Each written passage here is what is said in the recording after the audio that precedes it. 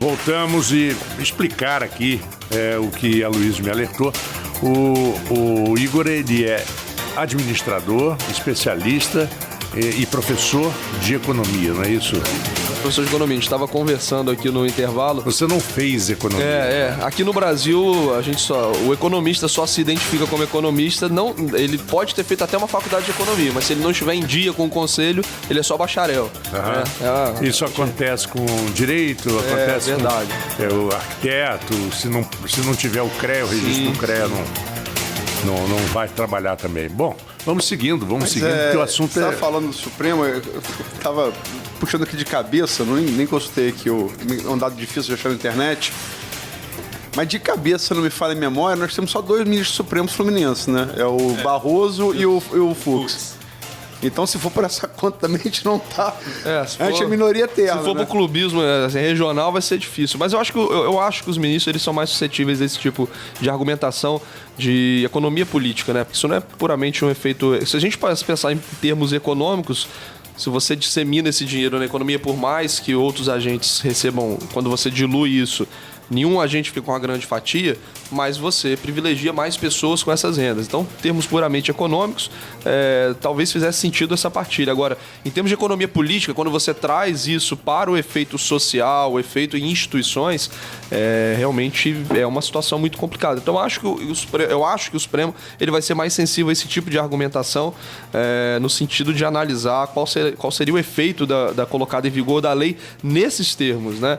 Então, como eles vão fazer isso? Se vai declarar inconstitucional? Se eventualmente eles vão ainda continuar postergando essa decisão? Porque muitas vezes até a postergação é política, né? Ela não tem... ela não vista no processo. Exatamente. Ela não tem qualquer ministro pode fazer isso. Não é motivação, às vezes, puramente jurídica, né? Não é que o ministro ele tenha dúvidas a respeito do encaminhamento jurídico daquela questão. Normalmente não. Muitas vezes, em questões dessas, é uma decisão política. Então pode ser que, eventualmente, lá na frente, em novembro, desse uma nova liminar ou modifique, às vezes, a liminar.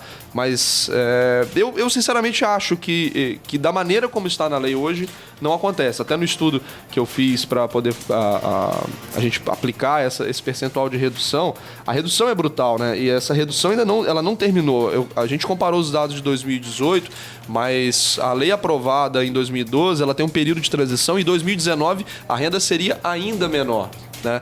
Inclusive no estudo da Confederação Nacional dos Municípios, a perda acumulada de campos entre 2013 e 2018 é estimada em 75%. É um cenário ainda pior do que o ano de 2018 propriamente. Né? Quando se acumula isso no longo prazo, a gente tem um efeito ainda mais devastador na economia. Agora imagina, se isso tivesse sido aplicado em 2012, passar pela crise que nós passamos sem a receita dos royalties, você teria uma situação de efetiva falência do município. Luísio, quando chegar o momento da decisão do Supremo, os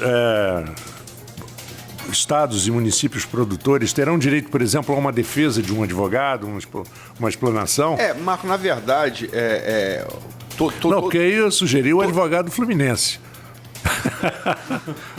Bota logo o advogado terceira fluminense. Terceira e segunda divisão. Bota logo. Não, quer dizer, o que vai ser julgado é a constitucionalidade do projeto. E o que segura, o instrumento que segurou, foi uma ADIM do governo do Estado. Uma ação direta de constitucionalidade. 41170, só ver aqui. 49. Existem outras também, né? Enquanto a Luiz procura mas essa essa que vai ser julgada. Existe o da Leste, existe o governo do Espírito Santo, existe com 4917, a DIN 4917, né? Ela que vai ser julgada, né? Uhum. É a argumentação. Logicamente que você pode pedir, você pode se colocar ali a penso também na defesa e você também elaborar argumentos, mas são os argumentos de defesa dessa ação que vão ser julgados, né? Perfeito. Então, eu queria ter essa certeza, Igor. Eu confesso que eu não tenho. Eu não tenho a certeza de que não passa assim. Não é nem certeza. Incrivelmente estou otimista. Normalmente eu sou pessimista, mas incrivelmente estou otimista em relação a essa questão. Eu aprendi com meu pai: espere sempre melhor e prepare-se para o pior. né? É uma boa filosofia, boa filosofia, mas é preparado, porque você sabe que há muitos anos atrás, eu nem lembro o nome, era um colega que fez economia, ele dizia assim, o sujeito feliz é aquele que consegue viver com 40% do que ele ganha. Se ele consegue fazer isso, mesmo que ele perca o emprego, ele conseguiu juntar durante anos 60% do que ele ganhou. E aí Depende da pessoa, né, mano? Depende da pessoa. Depende, claro. Mas, de uma certa forma, é a teoria da aposentadoria privada. Né? Capitalização. Vamos falar um pouco sobre isso, que a gente também, como George ontem, essa pauta acabou atropelando, a gente falaria que uma pauta muito mais diversa, mas a pauta do royalties acabou atropelando a gente. Você está aí se coçando para falar sobre a reforma da Previdência? Então, diz aí, Igor, como é que você está encarando a primeira proposta encaminhada pelo governo, esse desacerto todo entre nós chamamos de caneladas entre canelada, tá ok? Executivo e Congresso. Uma coisa também que, só para terminar dos royalties, há que destacar que o líder do movimento, isso tem conversado com deputados, com prefeitos, é o Rodrigo Maia, tá? O líder do movimento que vai tentar, né, sensibilizar os ministros do Supremo para o caos social que vai se abater sobre a região, Rodrigo Maia é presidente da Câmara Federal e deputado federal do Rio de Janeiro, né? Então ele que vai fazer essa ponte com o ministro. E também é preciso também ter cuidado para não ser assodado. Você partir muito para a confrontação, porque é aquela frase famosa do Paulo Melo sobre a Garotinho na eleição de 2014. Paulo Melo é uma figura muito controversa, mas a frase é fantástica. O único lugar onde um bate 50 é filme de Kung Fu. Isso não acontece na vida real. Os 50 vão te bater. Você pode ser Mike Tyson, vão te bater os 50. Então, como a gente é esmagadora minoria, partir para o confronto aberto não é inteligente. Você tem que ser política, tem que ser negociada. Você não pode partir para o confronto aberto se você contra todos os demais municípios, todos os demais estados da União. É suicídio. Tem que ser uma saída negociada, política, né? Com muita conversa. E mostrando a realidade jurídica, né? Logicamente. Mas, Igor, como é que você está vendo a reforma da Previdência? Você acha que passa, não passa? Vai ser 1 trilhão, vai ser menos? Acho que alguma reforma passa, né? Qual vai ser a reforma que vai passar, o que vai determinar, acho que assim, a reforma da Previdência é a nossa batalha dos royalties em nível federal. Né? A não aprovação da reforma ela tem um efeito tão grave quanto a perda dos royalties para a cidade de Campos, os municípios produtores. Eu acredito que hoje existe uma conscientização grande da população, como eu nunca vi, a respeito da necessidade da reforma. Agora, qual é a qualidade dessa reforma? 1 trilhão, assim, o governo... É igual a negociação, né? Você chega para comprar um carro, o vendedor pede 50, se oferece 40, vocês vão chegar no meio termo. Então, o governo joga 1 trilhão justamente para ele ter algum tipo de manobra, porque esse projeto vai ser, sem dúvida alguma, modificado nas casas legislativas. Eu não acho que dá trilhão. Eu acho que se a gente chegar a uma economia, entre aspas, que na verdade é deixar de gastar em torno talvez de 600 a 800 bilhões, é um número muito relevante. Bilhões. Bilhões, tá certo. Bilhões, eu dou um Paulo Guedes. Não, milhões é o que a Previdência gasta nesse tempo do programa, né? A Previdência ela gasta em torno de 30 mil reais por segundo. Depois a gente pode calcular aqui quanto tempo que a gente está conversando aqui e quanto que a Previdência gastou nesse período. O gasto previdenciário brasileiro é assustador, é muito grande e ele é muito desproporcional à população idosa que nós temos hoje. Né? Se a gente fosse colocar em termos internacionais, hoje a gente gasta em torno de 14% do PIB brasileiro em Previdência e a gente deveria estar gastando em torno de 4% a 5%, se a gente fosse fazer uma comparação internacional. Então é uma luta assim, muito grande que nós teremos que enfrentar para a aprovação da reforma. Acho que muitos pontos vão ser flexibilizados. O mais importante é que a gente acabe com a aposentadoria por tempo de contribuição, porque não faz sentido econômico, não faz sentido previdenciário você ter uma aposentadoria por tempo de contribuição. E a igualação dos regimes. Então você precisa igualar servidor, legislativo, judiciário com o regime privado, porque não faz sentido também você ter aposentadorias em sistemas diferentes, né? Militares, eu digo não só exército, mas polícias, E às vezes não só polícia militar, mas talvez polícia civil federal, você tem algumas questões, bombeiro, algumas questões objetivas aí de que de fato você não pode ter uma força policial com idade muito avançada, porque ela não vai ser eficaz, mas a gente tem que parar de criar exceção. No Brasil a gente tem muita cultura de criar exceção. A gente tem um problema tão grave para resolver, ele é tão difícil que a gente começa, bom, já que eu não vou resolver o todo, deixa eu criar aqui uma exceção para esse grupo, às vezes esse grupo de interesse, esse grupo que faz uma pressão no legislativo, no judiciário. Então você tem isso na questão previdenciária, você tem vários tratamentos diferentes, você tem isso às vezes em questões tributárias, que cada regime é de uma maneira, cada empresa consegue às vezes um incentivo diferente. A gente precisa acabar com isso no Brasil. A gente tem que efetivamente... O famoso puxadinho, né? Exatamente. O puxadinho jurídico. É impressionante Exatamente. isso. Então a gente tem que fazer, igualar os regimes, a gente tem que acabar com a aposentadoria por tempo de contribuição, senão a gente não resolve o problema. Então acaba sendo uma reforma fake, né? Você passa uma reforma que na verdade não reformou nada. Igor, o sistema de aposentadoria nos Estados Unidos, o Aloysio outro dia falou, é muito difícil comparar um país de primeiro mundo com outros de não de primeiro mundo, mas é tudo uma questão de futuro, né? Nos Estados Unidos a aposentadoria pelo seguro social, pela Social Security, né? Realmente é irrisória. A mentalidade é a previdência privada, é o retirement plan, que é o plano de aposentadoria, e uma outra coisa que existe de tradição nos Estados Unidos. O americano dificilmente ele investe em grande investimento em imóveis. Ele compra a casa dele, financiado em 30 anos, ele compra aos 25, tem a família, com 30 anos depois ele já pagou a casa, os filhos já estão criados, já foram embora, ele vende a casa, ganhou um dinheiro excelente, uns $400 mil, que seja, dependendo da região, mais a previdência privada. Aí ele tem como viver com a esposa por mais alguns anos e provavelmente até morra antes de acabar o dinheiro. Quer dizer, essa falta de previsão também nossa, de anos atrás, isso não é triste, não é... Mas você sabe que isso tem uma relação com o fato do governo prover uma renda na aposentadoria. Por exemplo, na China, a cobertura social da China é muito baixa, né? Então, as regras previdenciárias na China elas são extremamente rigorosas. Você tem... Diferentemente de vários países em desenvolvimento, a Previdência brasileira hoje ela abarca praticamente 100% da população alvo dela.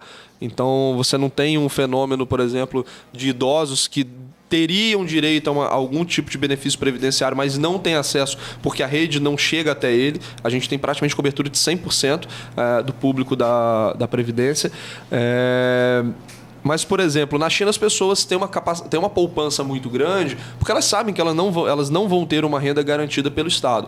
Aqui no Brasil a gente tem uma série de regras, por exemplo, o BPC, que é o benefício de prestação continuada, ele é um benefício de caráter assistencial, mas com foco previdenciário porque para pessoas idosas.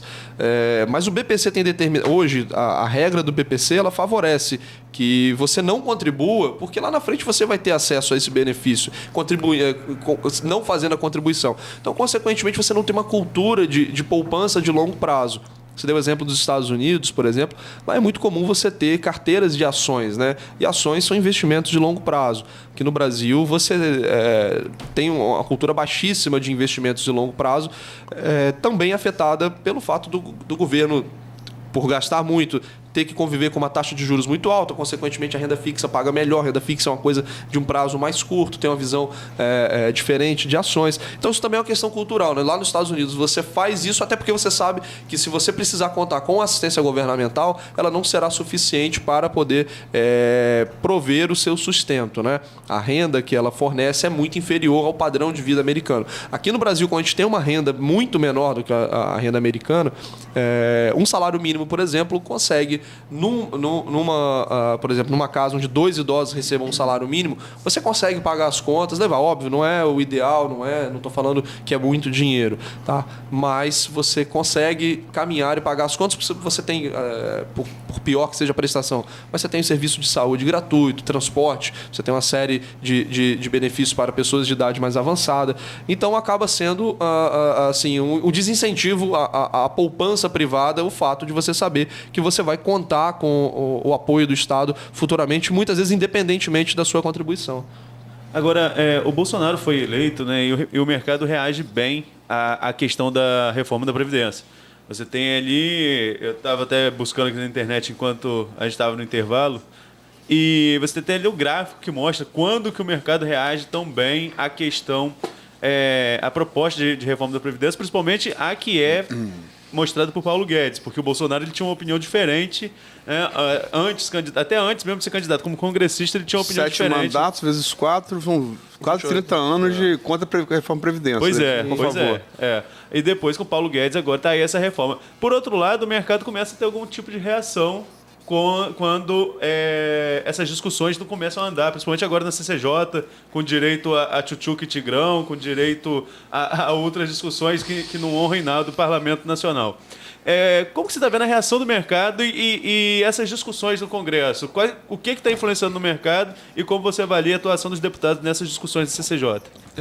Em relação à reação do mercado, é bom tentar explicar rapidamente, de uma maneira simplificada, por que o mercado reage positivamente a uma reforma da Previdência.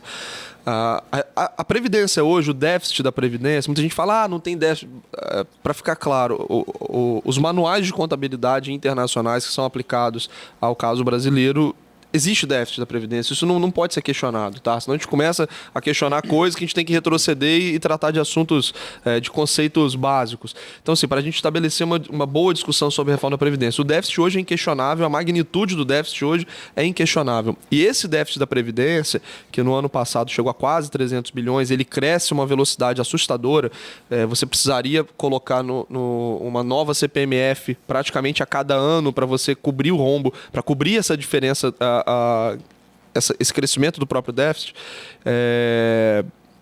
ele hoje justifica o nosso aumento de endividamento. Então, o déficit hoje da Previdência é o que faz o Brasil fechar as contas negativas no final do ano. As contas que eu digo de receita menos despesas. Isso no longo prazo significa o seguinte: se o governo ele se endivida cada vez mais, ele tem um risco cada vez maior de não conseguir pagar a sua própria dívida. Consequentemente, os agentes de mercado eles começam a cobrar taxa de juros mais elevadas. Só que isso, novamente, é um ciclo vicioso. Se eu tenho um devedor, uma pessoa que, vou pensar numa família, que a cada mês ele vai ao banco e pega um dinheiro a uma taxa maior, chega a um ponto que ele não consegue mais se endividar. Fica impagável. Então, o risco de uma reforma da Previdência não passar hoje no limite, quer dizer, num cenário que nada seja feito, é a gente chegar a algum tipo de não pagamento da dívida pública. Isso vai ser um calote? Não, isso vai ser inflação, porque o governo deve em reais. E o governo tem a máquina que imprime reais. Então, numa situação limite, ele manda imprimir reais e manda pagar. Só que isso gera inflação. E inflação no longo prazo é terrível para a atividade econômica, mas é ainda mais terrível para a população pobre, que não consegue se defender do mecanismo inflacionário. Tá? Então, por isso que o mercado reage tão mal a esses ruídos da reforma da Previdência. Agora, isso é comum. No curto prazo, você tem muitos ruídos e aí você realmente tem impactos em movimentos diários, semanais. Quando você pega uma visão de maior prazo, quando você pega, às vezes, 1, 2, 3 anos, que foi quando, desde o impeachment, o mercado financeiro passou a reagir positivamente, você vê uma trajetória de longo prazo. Em relação à discussão na Câmara dos Deputados, hoje está na CCJ, né, a discussão, você tem muita fake news sendo dita na Câmara dos Deputados, né? Então, assim, essa questão do déficit,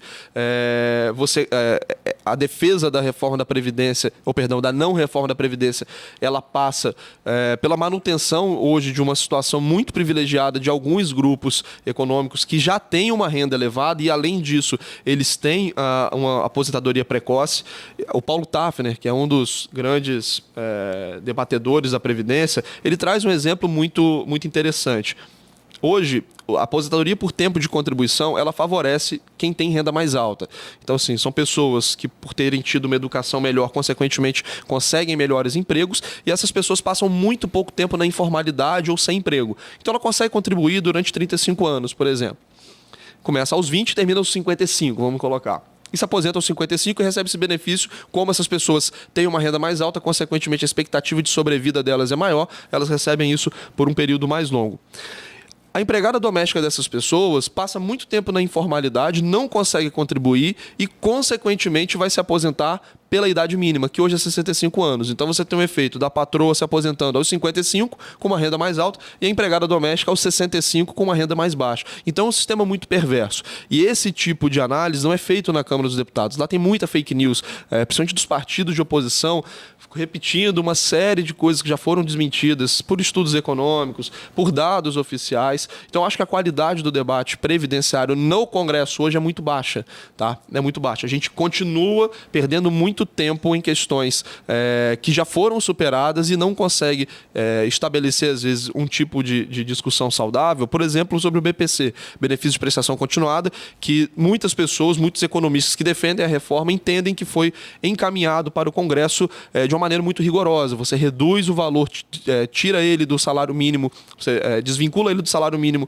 para idosos de 60 anos e ele só volta a estar vinculado para quem requisita esse benefício aos 70 anos. Então, o efeito fiscal disso pode ser muito baixo para uma regra muito gravosa. Então, esse tipo de discussão sadia você não estabelece. Por exemplo, professores, policiais, que hoje têm um regime especial.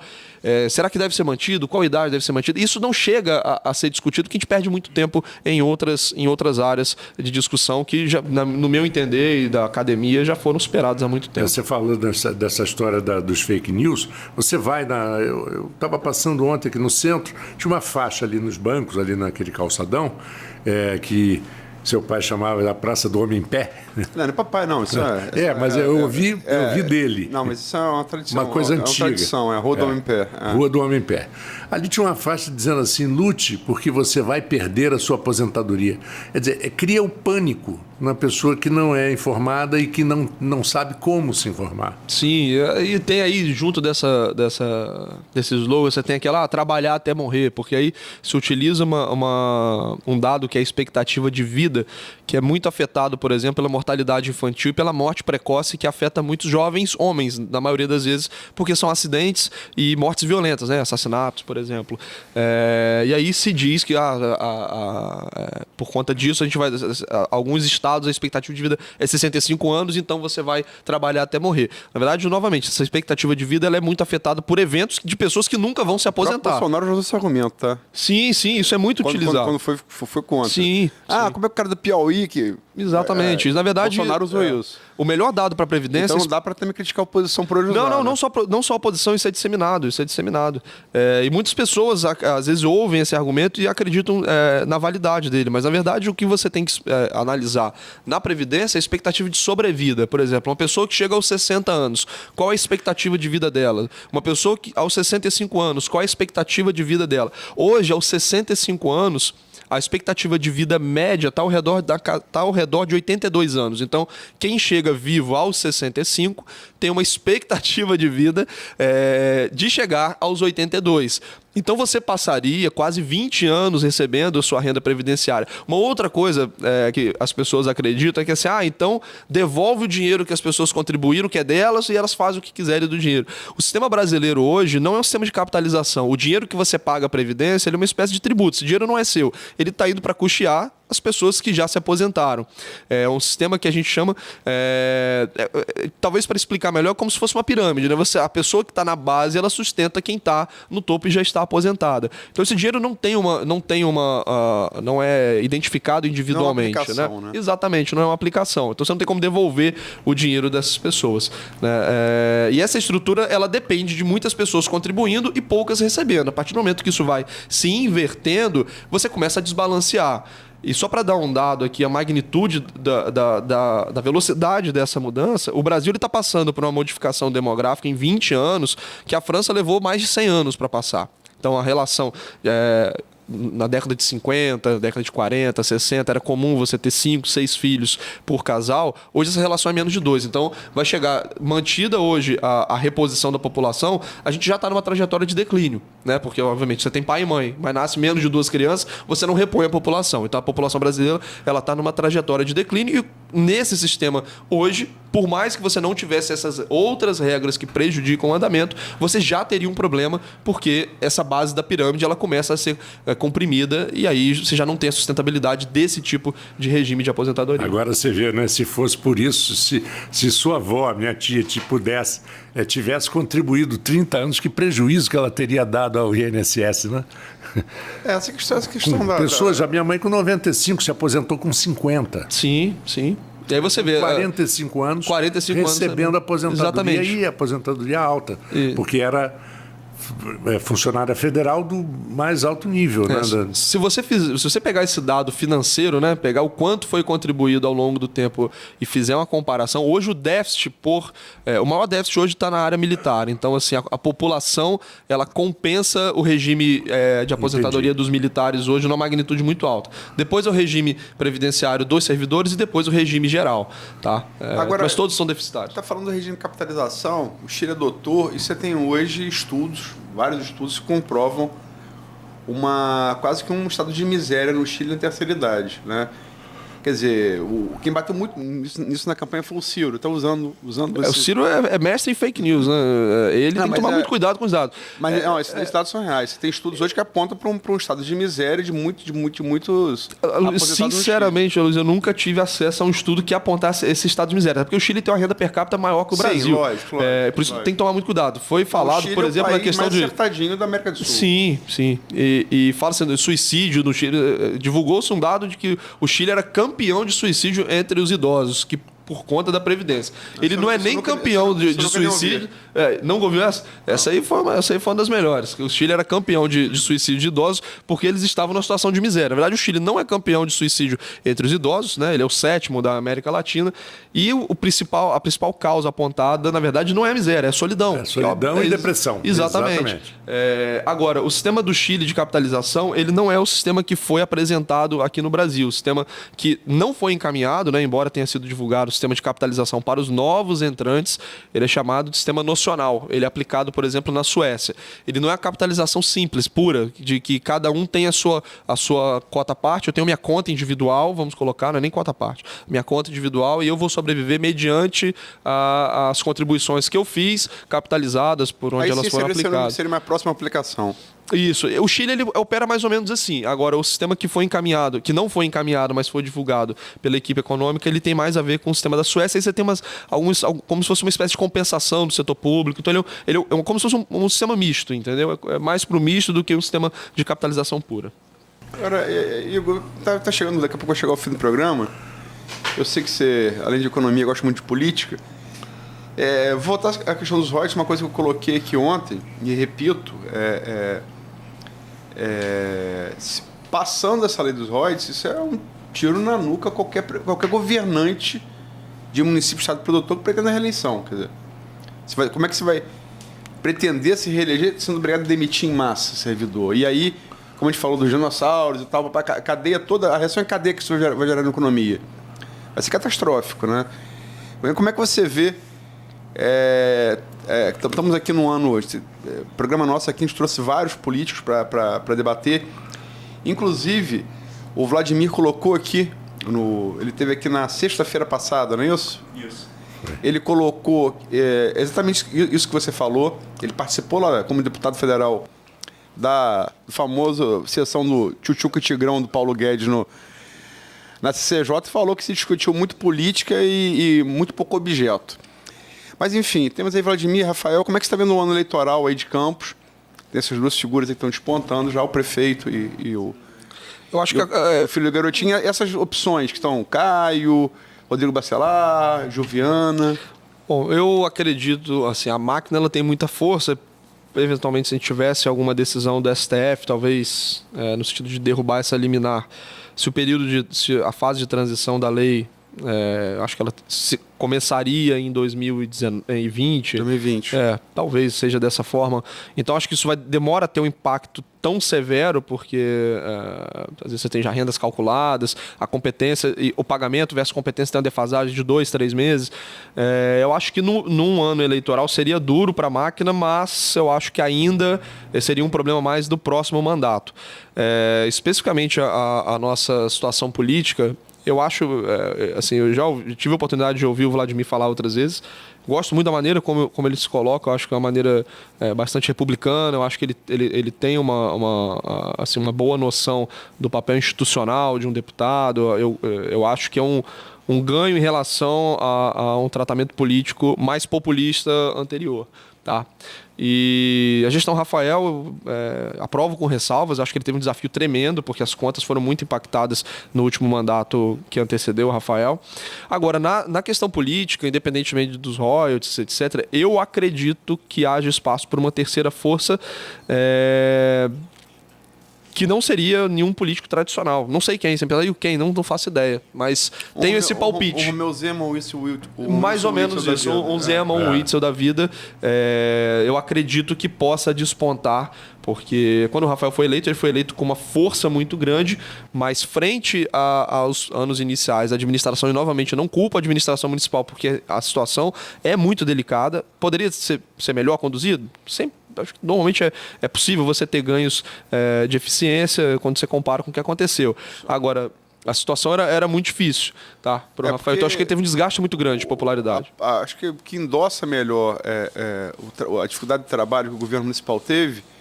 Quer dizer, se você pega uma folha de pagamento consumindo o teto máximo da LRF, você pegou assim, e 2 anos depois você 54%, você 2 anos depois já está com 47%. Mas isso a gente tem que conseguir isolar desse efeito, porque também teve um efeito de... porque assim, o cálculo do total de despesa com o pessoal sobre receita corrente líquida, ela depende de um denominador que é a receita corrente líquida. Então, quando você aumenta o denominador, você melhora esse resultado. Sim. Então, assim, houve uma recomposição de receitas também que ajudou muito. Porque o gasto público ser ajustado só pela via da despesa com o pessoal, novamente, como a gente já falou várias vezes no programa, é quase impossível você fazer esse ajuste no curto prazo. Então, eu tenho que analisar os dados detidamente anteriores, mas eu acredito que teve uma grande contribuição do aumento de receitas. Eu acho que o maior mérito do Rafael... própria. Isso, o grande mérito com o pessoal do Rafael foi conseguir segurar a pressão por aumentos, conseguir segurar a convocação de muitos novos concursados, mas apenas no sentido de repor a quantidade de pessoas que se aposentam. Determinado por decisão judicial, né? Exatamente, muitos por via judicial, né? Então, assim, teve um grande controle da folha de pagamento. Agora, eu acho que o que ajudou muito o resultado foi o aumento das receitas frente como elas vinham em 2015 e 2016. Sim. Porque, novamente, eu sou bastante cético em relação a gasto com o pessoal, porque é muito difícil no Brasil, não é um problema dele, né, da gestão, é um problema generalizado no Brasil. Mas, independentemente do resultado da gestão, teve um baque muito grande de popularidade. Ele foi obrigado a tomar muitas decisões impopulares, né? Isso teve um efeito muito grande na popularidade do prefeito. Então, eu acho que existe o espaço para uma terceira via que provavelmente vai ser levada para o segundo turno, até por conta de um movimento nacional. Apesar da questão municipal ficar um pouco longe desse debate ideológico, esquerda e direita, é difícil você aplicar isso no plano municipal, mas eu acho que isso é meio que um espírito do tempo. Mas, Igor, o desempenho do Witzel, sobretudo falando em Rio de Janeiro, não vai ser essencial? Acho que se a avaliação do governo Witzel cai daqui até lá, pode não ter essa terceira via de um não político, por exemplo? Eu acho que se essa terceira via for uma terceira via à direita, ela vai depender... A direita que eu digo assim, identificada ideologicamente com o Witzel e com o Bolsonaro, depende necessariamente do bom desempenho do Witzel e eu acho que mais ainda do Bolsonaro. Sim. Tá? Mas a terceira via ela não precisa ser, às vezes, esquerda ou direita, ela pode ser antipolítica. Então, eu acho que existe uma terceira via antipolítica, quando eu digo, não é que será... no nível municipal, uma criminalização da política, nada desse sentido. Mas o sentido de não estar comprometido com um grupo e outro, entendeu? Assim, de ser uma gestão... Acho que o Zema seria o melhor exemplo, né? O Zema, apesar de ser ligado ao Partido Novo, mas ele veio com o discurso da gestão. O Dória fez isso em São Paulo. O Dória fez isso. Uma analogia boa com o Zema aqui, que é o Jôncio Barcelos, né? Que também se fala que poderia ser... Acho que seria um perfil muito parecido com o de Zema. Empresário, bem-sucedido. Exato. né? Seria pela via da gestão, uma gestão tecnocrática, né? Uma gestão visando o manuseio da máquina de maneira mais motivada por gestora, eficiência. né? Mais gestora, Sim, uma administração mais... Que o gestor tem essa responsabilidade. E quer dizer, isso não quer dizer que a administração atual, administrações anteriores, não tenham tido gestões profissionais em determinadas áreas. Né? Mas seria o carro-chefe da campanha, né? Seria... Sem colocar a reeleição. O caso de Joilson, acho que ficou... Porque Joilson é muito ligado a Marcelo Mérida, por causa da CDL, né? Marcelo, presidente da federação, que é a congregação estadual da CDLs, e Joilson da CDL de Campos. Marcelo tentou ser candidato com apoio de Joilson, rodou bem com ele nas campanhas, e Marcelo não se elegeu e não ficou nem suplência. Então, eu acho que esse termômetro, esse tubo de ensaio, deu um resultado aqui esperado. Eu acho que foi meio que um balde de água fria nesse projeto do Gilson Barcelos de ser candidato. Se fala também do Jefferson, que seria um cara mais de esquerda, reitor do IFE. Jefferson do IFE, sim. Embora ele já, inclusive comigo falando, tenha negado peremptoriamente essa possibilidade. Mas, enfim, você acha que, quer dizer, que há espaço para a terceira via? Você acha que alguém que não está sendo falado e pode surgir? É porque você tem um efeito até da questão da rejeição, né? Porque por exemplo, caso o Vladimir venha candidato... Rejeição do Garotinho. Ele puxa a rejeição do Garotinho. O Rafael, por conta dos impactos, como eu falei, desses primeiros anos de gestão, ele também acaba puxando a rejeição que é típica da máquina, né? Você governa, você tem um grande conflito de interesse com muitos grupos. Então, você acaba absorvendo uma rejeição da própria máquina. Então, até pelo fenômeno da baixa rejeição, às vezes, de uma terceira via, eu acho que isso favorece que haja um crescimento... Uma eleição de 2 turnos, né? Exatamente, numa eleição de 2 turnos foi o que o Zema fez, né? O Zema é um exemplo típico disso. Ele tinha rejeição, praticamente ninguém conhecia. Era conhecido regionalmente, mas ele não tinha nada a ser falado contra ele. Então ele não puxava uma rejeição de cara. A rejeição, principalmente em segundo turno, sim. terrível. O Bolsonaro só tem, como você falou aqui, tá no programa aqui, o Bolsonaro passa a ter perspectiva de ganhar a eleição a partir da facada quando ele cai a rejeição. Exatamente. Bom, são 8h42. Muito obrigado, Igor, pela sua presença. Eu que agradeço. Desejo a você um grande final de semana. É só bater ali na porta que o microfone vai estar aberto para você. Obrigado. Obrigado, agradeço o espaço.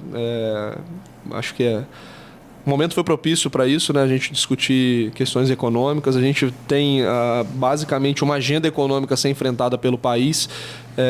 Então, disseminar essa informação acho que é um papel muito importante que o Grupo Folha vem fazendo com a qualidade da escrita do Aloysio, da supervisão do Aloysio. Isso me deixa assim, bastante feliz a gente poder discutir isso em alto nível municipalmente. Campos é um município muito grande, um município muito relevante para o país, que exporta grandes mentes. Poderia ser melhor, eu acho, se a gente tivesse novamente esse planejamento estratégico aqui no município. Só tenho a agradecer, tá? E também a paciência dos ouvintes. E para nós da Folha FM é fantástico saber que nós estamos levando ao público, aos nossos ouvintes, a informação como ela é. Claro que existem opiniões, mas sem deixar que sem impedir que o ouvinte tenha a sua própria opinião. Nós não estamos forçando, nós estamos mostrando